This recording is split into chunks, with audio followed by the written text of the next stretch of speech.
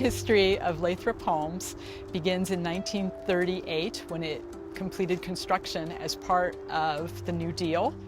Around 2010, Lathrop was part of the Chicago Housing Authority's plan for transformation, and the campus was about 70 years old and out of date and somewhat neglected.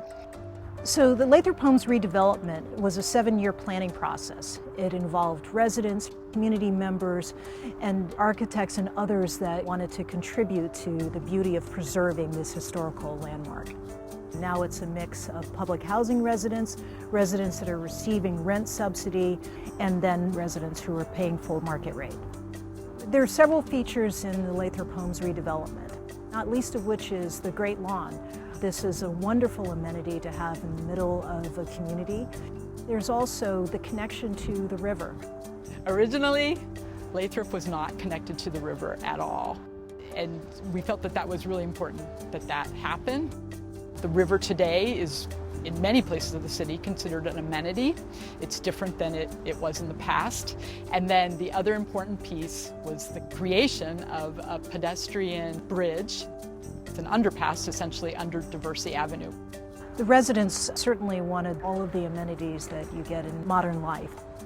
The biggest challenge there was modernizing them for comfort with air conditioning. And so that was done by implementing a VRF system, or variable refrigerant flow, and that allowed us not to have to use ductwork. I think the biggest influencer on the inside is the replacement of the windows back to their original design. I have been here in Lathrop for 35 years. It's better now because we have a lot of things that we didn't have. We have better housing. The maintenance is better. The landscaping is beautiful. My reaction when I moved to my new apartment was, I can't believe it.